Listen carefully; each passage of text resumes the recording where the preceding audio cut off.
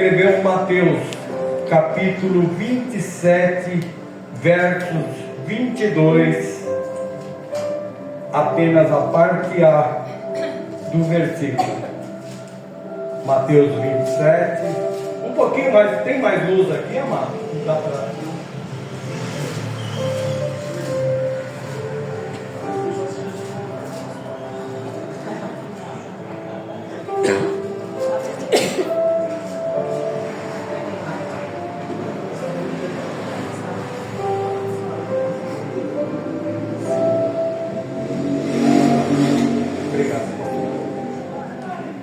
A palavra do Senhor diz assim: Disse-lhes Pilatos: que farei então de Jesus, chamado Cristo? Vou repetir. Disse-lhes Pilatos: que farei então de Jesus, chamado Cristo? Aplaudam a palavra do Senhor. Aleluia!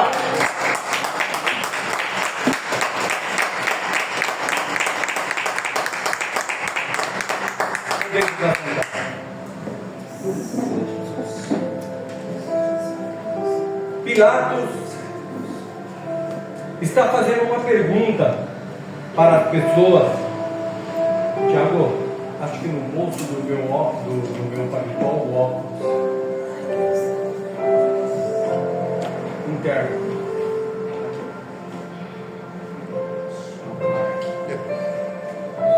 Obrigado, amado. Pilatos está fazendo uma pergunta para as pessoas, a multidão que trouxe Jesus até Pilatos. Ele, Pilatos, não sabe o que fazer. Olha aí. Que farei de Jesus, chamado Cristo? Naquela madrugada, início da sexta-feira, um homem foi trazido à presença do governador Pôncio Pilatos. Um homem trazido por religiosos e multidão. Um homem amarrado é levado diante do governador. Se nós formos para Marcos capítulo 15, versículo 1, nós vamos ver quem é essa multidão que está trazendo Jesus até Pilatos. Eu vou ler aqui. Marcos 15,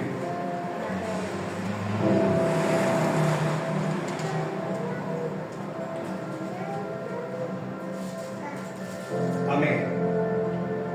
E logo ao amanhecer, os principais dos sacerdotes, os anciões, os escribas e todo o sinédrio tiveram um conselho e, amarrando Jesus, o levaram e o entregaram a Pilatos. Qual era essa multidão que levou Jesus amarrado? A Bíblia está falando aí que eram os principais sacerdotes. Os principais sacerdotes nessa época de Jesus, eram Caifás e Anás. E já começa estranho porque só podia ter um sumo sacerdote, que era um cargo vitalício. E Anás, que era sacerdote, estava vivo. Mas Caifás, que mais tarde vai ser seu genro, ou já era seu genro, foi um sumo sacerdote imposto pelo Império Romano. Digamos assim que o Império Romano queria saber o que se passava. Então, os dois sacerdotes. Quem mais? Os anciões. Quem eram os anciões? Os anciões eram homens de um caráter, digamos assim, eram homens considerados, eram homens que eram ouvidos por todo judeu, pela sua conduta, por aqueles que viviam eram homens respeitadíssimos. E quem mais? Os escribas. Os escribas eram homens chamados de copistas também, que tinham a grata satisfação de estar a todo instante copiando a palavra de Deus da época, que era o Pentateuco. Não existia gráfica. Então esses homens se especializaram em tal forma que tinham até letras bonitas, que eles eram a todo instante requisitados. Por tanto copiarem a palavra de Deus, eles eram até tidos por alguns como professores. E muitas vezes eles eram chamados para tirar dúvidas a respeito do Pentateuco. E o Sinédrio? O Sinédrio era o Supremo Tribunal Federal dos Judeus. O Sinédrio era formado por 70 sacerdotes, todos por 70 juízes, todos eles sacerdotes. E o que o Sinédrio decidia, não cabia apelação. Uma vez decidido, uma vez teria que ser feito. Esse era as pessoas que levaram até Pilatos o Senhor Jesus.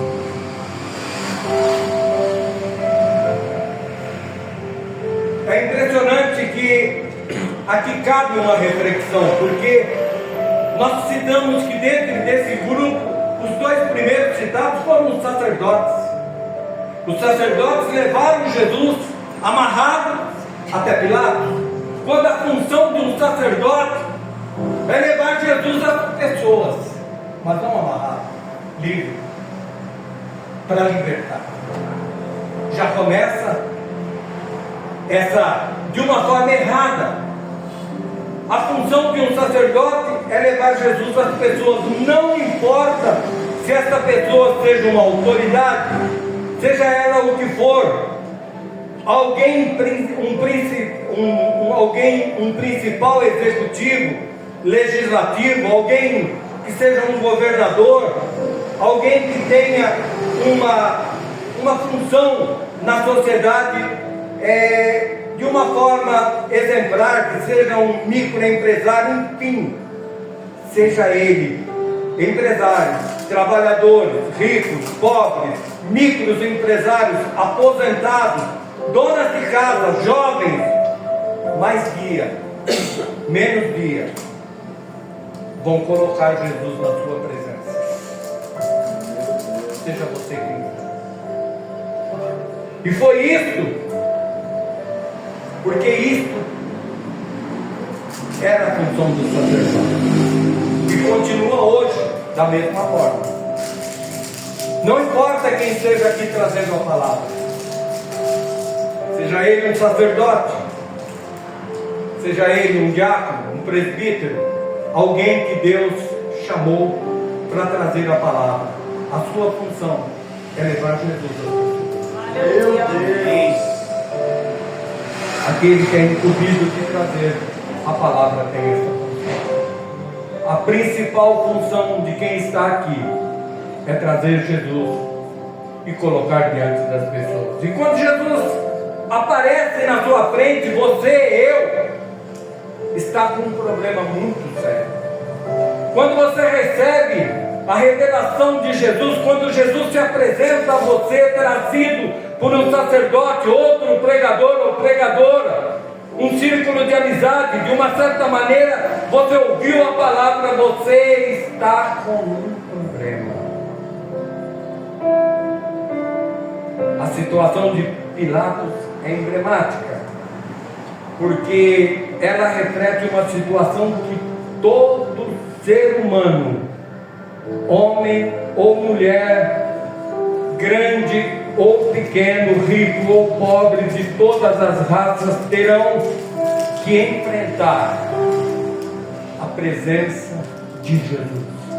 E digo mais, não só aqui, nesta vida, mas inclusive em todos os séculos, porque está escrito que diante dele um dia todo joelho se dobrará e toda língua confessará que Jesus Cristo é o Senhor, para a glória de Deus.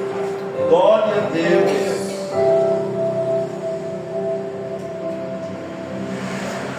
Se essa questão chega para você nesta vida, essa questão crucial, importantíssima, essa questão tem que ser resolvida. Pilatos está com um problema que nós também temos. Ninguém vai escapar dessa questão, desse problema. A situação que Pilatos está vivendo agora, aqui, todo ser humano neste planeta um dia vai viver. Olha aí, papai. E quem sabe hoje é este dia na sua vida. Quem sabe hoje é o dia que Jesus está na sua frente, para você decidir o que fazer com Jesus. Meu Deus. Pilatos vai ter que decidir. Ele interroga Jesus. Ele diz para os acusadores que trouxeram Jesus: qual a acusação que vocês têm contra esse homem? Segundo as nossas leis, ele deve morrer. Ele blasfemou contra Deus. Então isso é problema de vocês. Não, Pilatos, você tem que decidir. Não, isso daí é problema de vocês. Resolvam entre vocês. Não, Pilatos, ele tem que morrer, porque ele se disse filho de Deus. Olha aí. Sempre que Jesus se apresenta a você, trazido a você através de um pregador, uma mensagem, de uma outra forma, ele se apresenta como filho de Deus. Ele não é uma pessoa comum, ele não é uma pessoa qualquer. Preste atenção. E quando Pilatos usou essa palavra em latim, que era a língua do Império Romano, filhos de Deus significava filho dele. Filhos de Deus para Pilatos era César. E ele afirma: César era o filho de Deus. Logo ele volta e interroga Jesus sobre essa questão, porque ele ficou muito atemorizado, muito mesmo. Mas ele não quer decidir. Ele não quer tomar a decisão sobre o Filho de Deus. Muita gente não quer decidir. Muita gente não quer enfrentar esta questão, que sempre vai voltar para nós. Meu Deus. Por mais que nós desejamos nos livrar dela. E é isso que Pilatos faz. Ele quer, quando ele fica sabendo pelos acusadores, com a falsa acusação de que Jesus vinha desde a Galileia pregando e proibindo dar imposto a César, e isso era uma grande mentira, porque Jesus nunca proibiu, pelo contrário, Jesus dizia e afirmava: dai a César o que é de César e dai a Deus o que é de Deus. Porém eles estão mentindo, porque querem a morte de Jesus. E quando Pilatos ouviu falar Galileia, ele pensou: espere, isso não é comigo, isso é com Herodes. Herodes é o governador da Galileia. E Herodes, por ser o governador da Galileia, por estar aqui, ele vai ter que resolver essa questão. Guarda! Guarda! Levem o prisioneiro para Herodes. Herodes que resolveu. Pilatos não quis enfrentar a questão que ele particularmente tinha que resolver, e passou para outro. ele joga a questão para Herodes.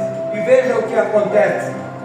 Em Lucas 23:11 está escrito assim: e Herodes, com seus soldados, desprezou-o, e escarnecendo dele, vestiu-o de uma roupa resplandecente e tornou-o a enviá-lo a Pilatos.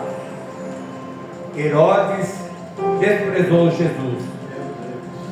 Uma grande parte da humanidade Verdade, Pai. despreza Jesus. Misericórdia.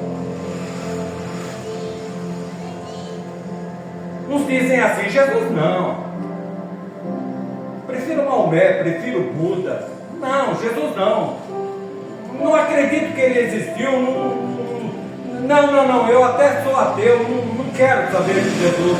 Eu prefiro a teoria da reencarnação, não creio na ressurreição. Eu não acredito nisso.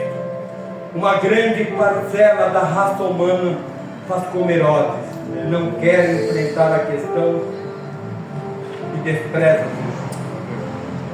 E Herodes tornou a enviar Jesus para Pôncio Pilatos. E quando Pôncio Pilatos viu os guardas trazendo Jesus de volta, ele estava novamente diante do dilema: o que farei, Jesus? Ele tenta de todas as maneiras escapar da decisão, faz de tudo para soltar Jesus, e não vamos discutir isso agora, mas ele tenta se livrar dessa questão fundamental que diz respeito a ele em particular. O que farei de Jesus? Meu Deus. Ele tenta castigar Jesus para sensibilizar o povo e assim apresentar o Senhor para a multidão totalmente arrebentado da cabeça aos pés, desfigurado, ensanguentado, torturado.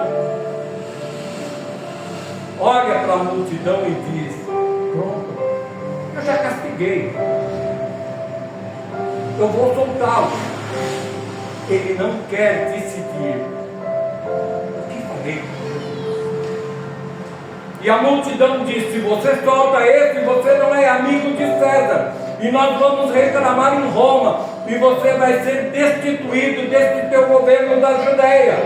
Ele sabia que uma crítica em Roma para César poderia colocar seu cargo em risco. Não quer perder privilégio, poder e autoridade, finanças, status. Ele não quer perder a autoridade de um governador, mas terá que decidir o que fazer de Jesus. Meu Deus. Aí ele então usa a lei romana, que o Império Romano usava para agradar os judeus na festa da Páscoa, que era a festa mais importante da nação judaica.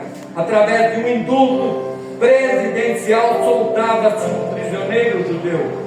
Então Pilatos tenta fazer uma troca, uma permuta, porque ele não quer resolver e responder a essa questão: o que fazer com Jesus?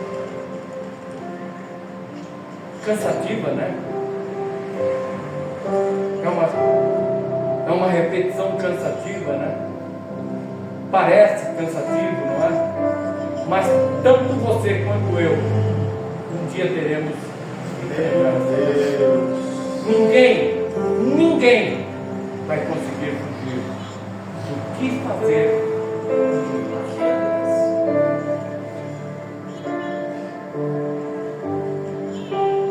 Aí, então Pilatos, depois da troca, ele coloca Jesus arrebentado ao lado de Barrabás, um criminoso, um homicida, um terrorista, um salteador, um ladrão, um malfeitor, um homem de má reputação. Pilatos pensa: eu vou deixar o povo decidir o que fazer com Jesus. Ele pensa: é lógico, o povo vai decidir pela soltura do inocente. Eu estou declarando que ele é inocente. Quem vocês querem? Decidam por mim. O que vocês querem fazer? Vocês querem que eu solte Jesus ou solte Barrabás? Aquela estratégia ele usou porque não queria resolver uma questão que estava diante dele. Atenção, atenção, essa questão está também diante de você, Olha está aí. também diante de nós, diante de mim, diante de você. Não adianta tentar disfarçar, fazer de conta que não é comigo, que não é com você, tentar ignorar o problema, transferir a decisão para outras pessoas, ou para mais tarde. A questão é minha, a questão é sua, como era também de Pilatos. Você conhece a história. O povo decide soltar Barrabás e manter a questão diante de Pilatos. A solução não veio porque o problema continuava diante de Pilatos. O que farei de Jesus? Você não vai se livrar dessa decisão, dessa questão. Atenção, essa palavra que eu estou falando, em cada pessoa aqui dentro, onde Deus quiser que ela vá, ela irá, e irá enfrentar cada um de nós. Seja qual for o meio, pela internet, pessoalmente, pelo Facebook. Sabe por quê? Porque Deus falou, Jesus garantiu que passarão Amém. céus e terra, mas a minha palavra não. Aleluia. Isso está em Mateus 24:35. Você pode ser presidente, governador, prefeito, senador, deputado, delegado, juiz, promotor, você pode ser quem for. Você pode ser um militar, um general, um comandante, um chefe supremo. Você pode ser quem for, e você pode ser também o zelador do prédio, o porteiro do edifício, o padeiro, o açougueiro. Você pode ser até um morador de rua. Você pode ser a pessoa mais importante ou a pessoa mais humilde desse planeta. Esse problema não vai sair da tua frente. Meu Deus. Você não vai se livrar de responder esta questão: o que farei de Jesus? O problema estava diante de Pilatos, como está diante de mim, diante de você. Não vai sair da tua frente. Essa questão só você pode responder. Ninguém pode responder por você. Não há outro meio. Pilatos tentou todos os meios se livrar dessa questão: o que farei de Jesus? Não tem como. Você pode pensar em alternativas, mas até o dia da sua morte, até o último suspiro da sua vida, essa questão vai estar diante de você: o que farei de Jesus?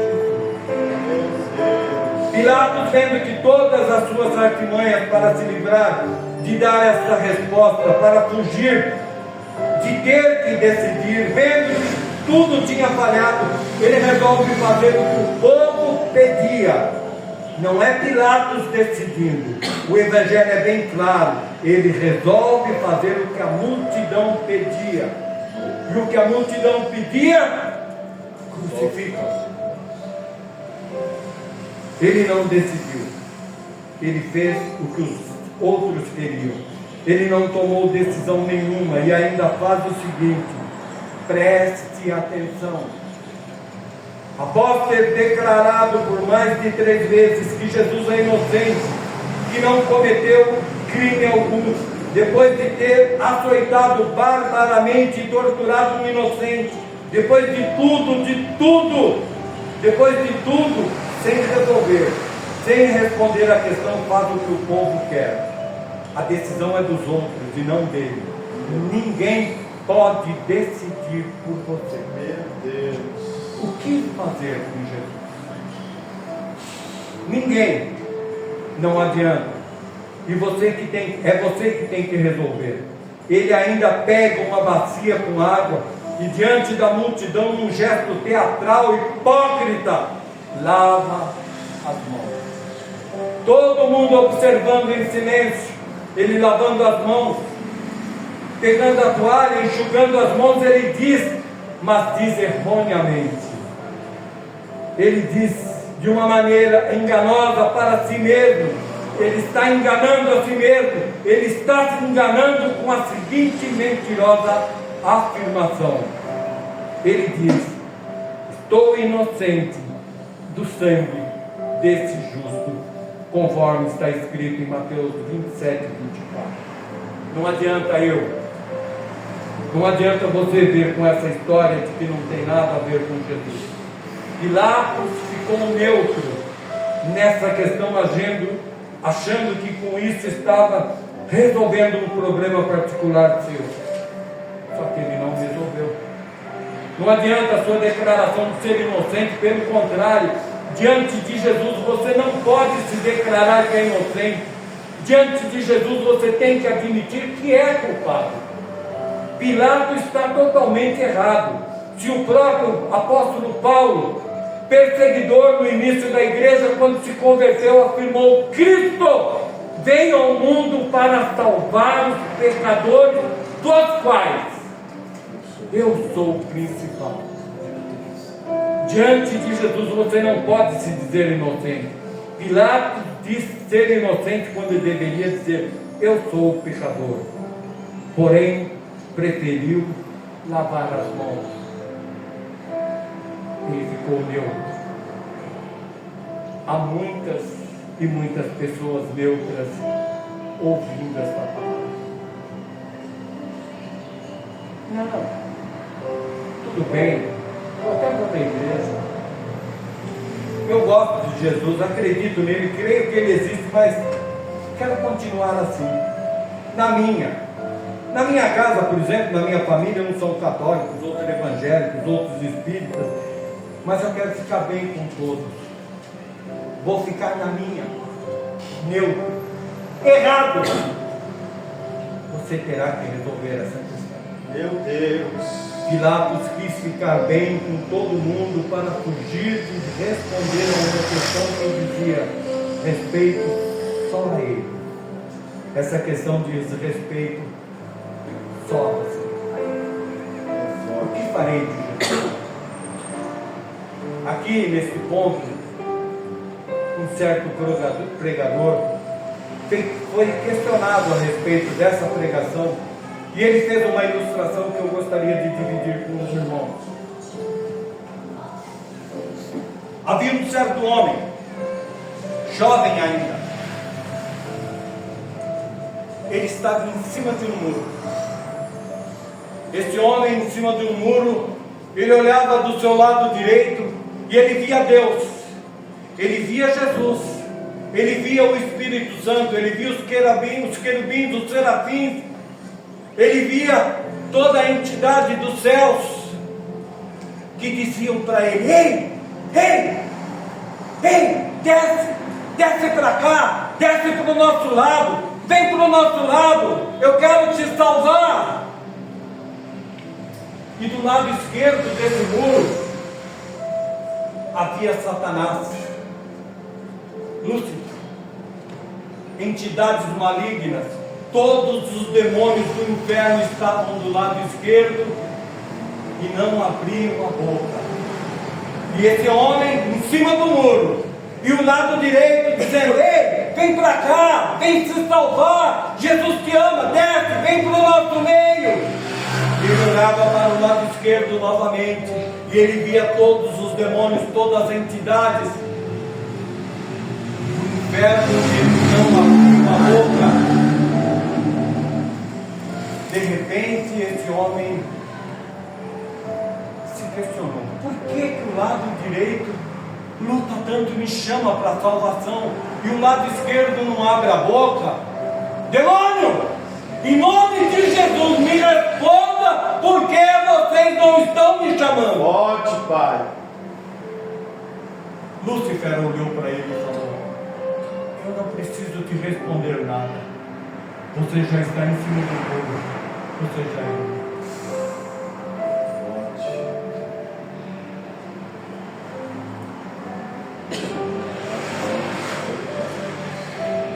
O homem estranhou, Meu Deus. mas não tomou uma posição.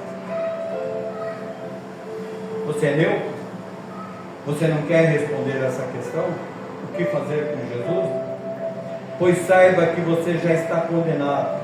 Ou você decide e se salva pela tua alma, ou você fica de braços cruzados e irá fazer companhia para Satanás no fogo que nunca vai se apagar no inferno. Ah! Você duvida que o inferno exista também? Lamento te dizer, você está errado. O inferno existe, e para lá irão, e serão lançados todos os ímpios, todos os maus, e todos que se esquecem de Deus e se recusam um apelo amoroso desse Salvador, banhado de sangue da cabeça aos pés. Meu Deus. Ele faz um apelo amoroso a você. Entrega a tua vida, me escolha. Se você me escolher, você vai se dar bem, porque eu sou o caminho, a verdade e a vida. Me escolha, resolva, decida o que você quer fazer. Eu sou a vida. Quer me desprezar como Herodes? Quer me ignorar como Pilatos? Quer ficar neutro? Quer adiar sua decisão? Você não percebe que quanto mais você protela a sua decisão, pior fica a sua vida? O que fazer com Jesus? Só você hoje pode responder essa pergunta. Eu não posso responder por você, não posso responder para você, porque eu já fiz a minha escolha. Eu já tomei a minha decisão. Amém, Jesus. Eu me encontro do lado direito desse muro com Deus, com Jesus, com o Espírito Santo. Glória a Deus, eu também, Pai. Pedindo e pedindo, vem, desce desse muro, vem. Todo o céu está nesse momento. Glória a Deus. Gritando para você, decida. Santo, santo, Decida, santo é do Senhor. desça desse muro. E se você decidir por Jesus, ainda que Satanás pensasse que você já lhe pertencia para sempre, se você tomar a decisão de pular desse muro e descer, saiba que todos os vínculos com o inferno e com o diabo, todos os laços malditos, toda a prisão serão cortados e destruídos pelo nome de Jesus. Amém, Jesus. Todas as cadeias da tua vida serão despedaçadas.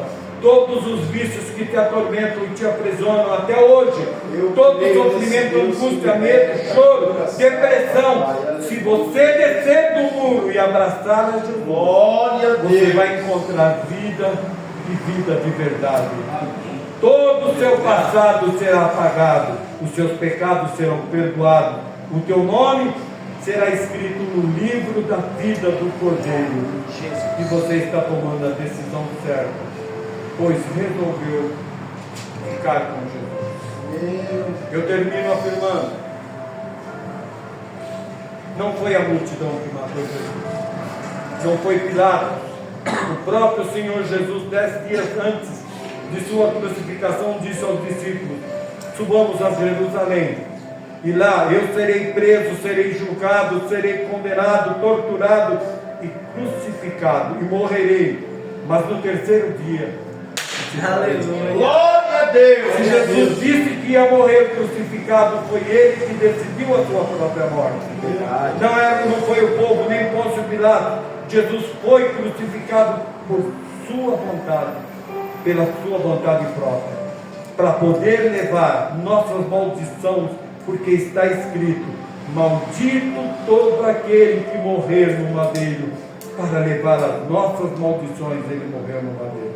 Ele se fez maldito no teu lugar, se fez maldito no meu lugar.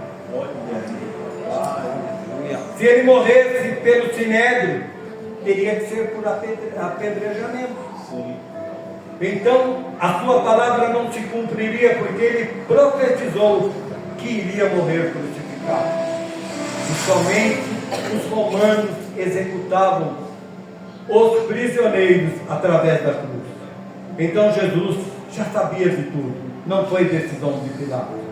Pilatos tinha que tomar uma decisão em particular, como você tem que tomar uma decisão em particular hoje. Ele decidiu morrer no madeiro. Jesus decidiu morrer e se fazer maldito no teu lugar. Meu Deus. para que você agora tome a decisão de receber como seu único, suficiente, exclusivo e eterno Salvador. Como numa prova escolar, o mundo te oferece N opções, N alternativas, mas todas são falsas. Só existe uma alternativa verdadeira, a que salva.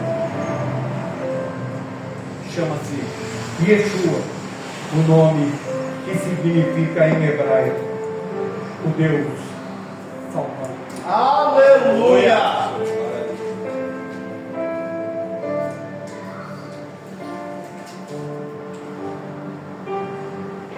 Pilatos, 3 anos depois, invade Samaria com o exército, faz algo que não agrada a César, perde o governo, perde todos os bens que ele tinha, vai viver num outro país e, segundo relatos, morre de uma forma horrível. Herodes, nós sabemos também qual foi a morte deste homem. E todos aqueles que negam Jesus, que acham que hoje não é o dia, que acham que esse não é o momento, que acham que você nunca vai ter que enfrentar essa questão. Mais uma vez eu te lembro, não tem como você fugir. Talvez no último segundo da sua vida, talvez você não tenha tempo de ser salvo. Meu Deus! Ninguém vai chegar e levar a você uma palavra de salvação. Jesus está te dando mais uma oportunidade hoje. Mais uma vez, Ele convida-te a tomar uma decisão. Não fique neutro por uma coisa que você vai ter que decidir algum dia na sua vida. Todos aqueles que não aceitaram Jesus são chamados de ímpios. E eu convido, se há alguém aqui que ainda não aceitou a Jesus, venha à frente. Se há alguém aqui no nosso meio que de alguma forma está separado do amor de Deus, também eu te convido, venha à frente. E se não há alguém que não aceitou, e se não há ninguém que tenha aceitado e está aqui no nosso meio, mas está tem se sentido frio, tem se sentido às vezes distante desse Deus maravilhoso que deu a vida, morreu no madeiro, levou os seus pecados sobre si para que você agora estivesse aqui e pudesse dizer: eu quero novamente me fortalecer com Jesus o Cristo. Venha à frente.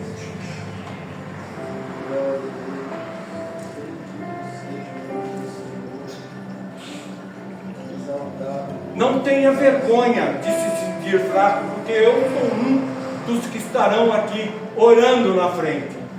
Há dias que nós estamos fortes, há dias que nós estamos muito fracos, e eu vou pedir oração também pela minha vida, porque quem me fortalece é a palavra. É verdade, Pai. É só a palavra que nos fortalece, é só a palavra que nos alimenta. Então, se você precisa de uma oração, se você quer aceitar Jesus, essa é a sua oportunidade. Irmãos, não sabemos do amanhã. Eu posso sair daqui na rua e ser atropelado, e a minha vida se findou. Então eu tenho que estar do lado de Jesus. Alguém que queira vir à frente, venha. Não vou pedir mais. Se você quer uma oração, se você se sente fraco ou fraco, venha à frente. Não tenha vergonha.